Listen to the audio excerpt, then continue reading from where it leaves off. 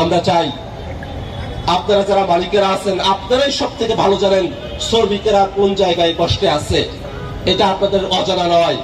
অতএব আপনারা মালিক পক্ষ শ্রমিকের স্বার্থের কথা আসলে উটপাকের মতো করে মাথাটা বালুর মধ্যে গেড়ে দিয়ে আপনারা শ্রমিকের অধিকারের কথাটুকু আপনারা ভুলে যাবেন, শুধু নিজের হৃষ্টপৃষ্ট দেহটাকে বাইরে প্রদর্শন করবেন। সে অবস্থা থেকে বের হয়ে আসুন। শ্রমিকেরা যদি ভালো থাকে বাংলাদেশের শিল্প কলকারখানাগুলো তরতর করে এগিয়ে যাবে, বাংলাদেশ এগিয়ে যাবে, মালিকের স্বার্থ রক্ষা হবে, শ্রমিকের স্বার্থ রক্ষা হবে। এমন ধরনের পরিবেশ বাংলাদেশে তৈরি করা হবে। এই আহ্বান রেখে জাতীয় শ্রমিক শক্তিকে সে আহ্বানের সাথে সামনে পথ চলার অঙ্গীকার ব্যক্ত করে একটু কাহিনী বলে দেয় আপনাদেরকে। দাস প্রথা বাংলাদেশে উঠে যায় নাই। এই উপমহাদেশে দাস প্রথা এখনো ব্যাপক হারে রয়েছে। এই দাস প্রথার কিছু পরিবর্তন হয়েছে, সিস্টেমের পরিবর্তন। আপনারা সকলেই জানেন বাংলাদেশে বিক্রিল ব্যবসা একটি লাভজনক ব্যবসা। বড় বড় রাজনৈতিক নেতারা কেউ একবার চেয়ারম্যান হইলেই তারপরে সাথে সাথে একটা বিক্রিল দাঁড় করায় ফেলে, একজন মেয়র হইলেই সাথে সাথে একটা বিক্রিল দাঁড় করায় ফেলে। বাংলাদেশে মনে হয় কম এমপি পাওয়া যাবে যাদের 2-4টা বিক্রিল রয়েছে। জানেন তো বিক্রিলে যারা শ্রম দেয় তারা কিভাবে দেয়? 1 বছর আগে 6 মাস শ্রম দেওয়ার জন্য তাদের হাতে 50,000-1 লাখ টাকা তুলে দেওয়া হয় এবং এই 6 মাসের জন্য তাদেরকে কিনে দেওয়া হয়।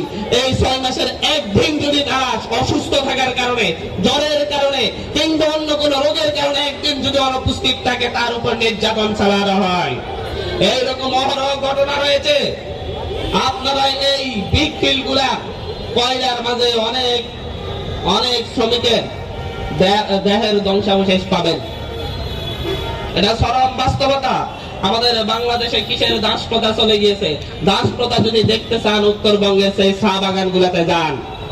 শ্রমিকদেরকে জিম্মি করে তাদের কোনো পড়াশোনার ব্যবস্থা রাখা হয় না, তাদের খাবারের ব্যবস্থা রাখা হয় না। খাইতে হলে আমার এখানে কাজ করে খাইতে হবে, থাকতে হলে আমার বাগানে কাজ করতে হবে।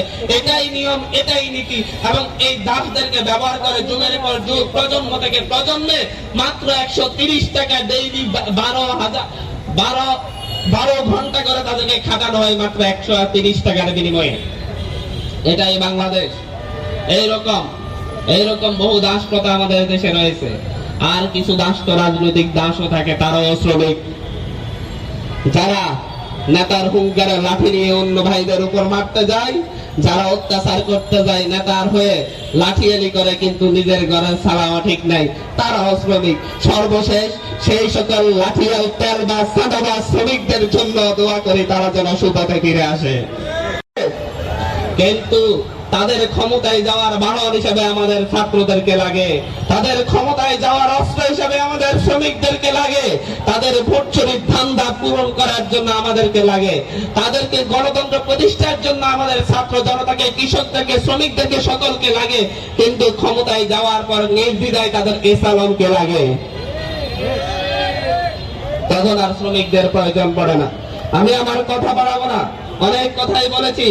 আমি বলি এই সভ্যতাকে যদি বাঁচাতে হয়, এই দেশকে যদি বাঁচাতে হয়, আমার এই দেশের সরাসরি কায়িক শ্রমের সাথে জড়িত 65 থেকে 70% মানুষকে মর্যাদা দিতে হবে। আমি মর্যাদার কথা বলছি, আমি বলছি না 30,000 টাকা বেতন দিতে হবে, আমি বলছি না 50,000 টাকা ঋণ দিতে হবে, আমি বলছি মর্যাদা দিতে হবে। মর্যাদার দিক থেকে আমাদের শ্রমিকরা যে রকম শ্রম দিবে সেভাবে মর্যাদা অনুযায়ী তাদেরকে সেইভাবে তাদের পারিশ্রমিক দিতে হবে। আমরা তাদের কাছে 30,000 টাকা ভিক্ষা চাই না, আমরা তাদের কাছে 50,000 টাকা ভিক্ষা চাই না। আমরা বলি 8 ঘন্টা পরিশ্রম দিয়ে আপনি কিরকম বেতন পান আর আমরা কিরকম, আমাদের শ্রমিকরা কিরকম বেতন পাই সেটা আগে নির্ধারণ করেন।